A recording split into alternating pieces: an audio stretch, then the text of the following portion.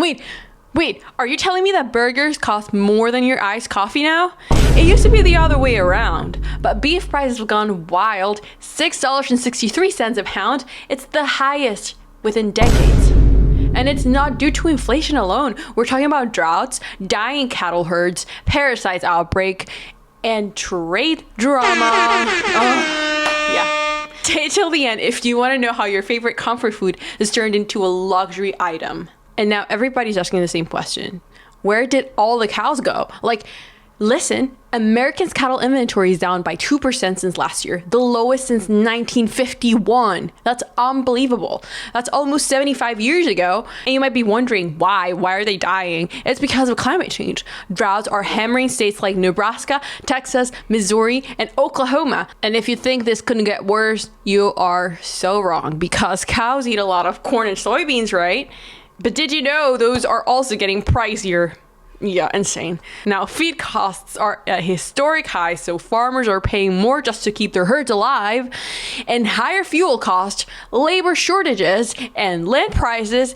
And it's no wonder why farmers are like, why did I have to raise cows if I could just sell my land and sleep in peace and not think about my herd ever again? So you'll see when you go to your Whole Foods or any store, you'll see those prices. They're so high and they're passed down to you. And suddenly your steak, whatever you eat, it's going to be so much more expensive. And a lot of people are saying, oh, wait, why don't we just go for imports? Why don't we import more beef? Surprise, surprise. That's not cheap either, because in August, tariffs, they hit importers like Canada and Brazil, which are getting taxed by 35 to 50%. That's basically a luxury tax on your Taco Bell meat. Literally. And as if it wasn't bad enough, the US stopped importing live cattle from Mexico in July because of its flesh-eating parasite outbreak. That's really, really bad news. So it's not the kind of surprise you'd want to have on your proteins, of course, but that's what we got right now. And a lot of people are saying, time to go back to chicken. You know what? You're wrong, because bird flu is messing up with poultry supplies. So everybody's turning back to beef again. It's like musical chairs, but with farm animals, technically. Yeah.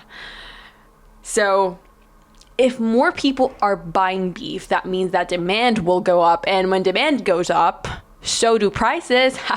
Back to macroeconomics. Yes, these ground beef prices have ballooned nearly 19%. And that's basically $1 more per steak.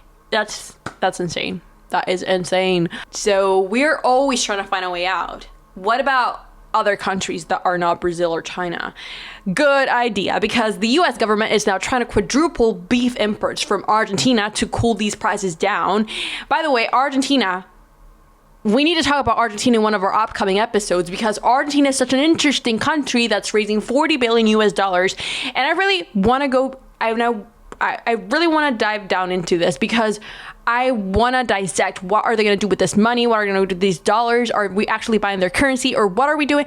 Anyway, that's for another episode. For right now, we should definitely go into what's happening with them right now, because if we are quadrupling our beef imports from this country, which is Argentina, what will happen to our American ranchers? They are not having the best time of their lives, because they are saying this is hurting us and we're already struggling to break even. So it's a messy situation where every fix causes another problem, unfortunately. So if we raise these imports, you can hurt local ranchers, and if we lower these imports, it's gonna hurt us, the consumers. So at the end of the day, it's this huge issue. And if we think about the greenhouse emissions as well, we're going to see that ironically higher prices might actually help the planet by making people eat less of it. So if you're, at the end of the day, are you trying to be eco-friendly or wallet-friendly? Anyway, I see that us as consumers we're getting really affected with this. But it's not only your wallet that's crying right now, because big suppliers like Cisco, they are feeling it as well. I mean, I said Cisco, the giant that delivers food to almost every other restaurant that you know, they beat earnings expectations this quarter, but their stock dropped by 5%. Do you know why? Because US food service volume barely grew. And what is food service?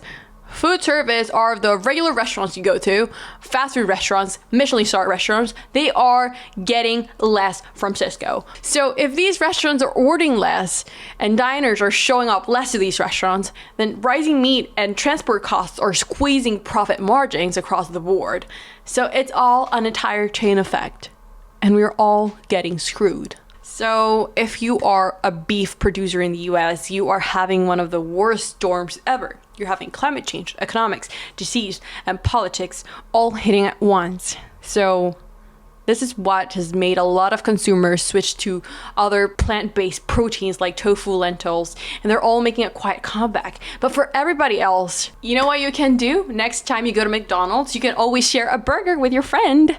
That's the strategy that we've all been waiting for. Half the beef, half the cost, double the bonding.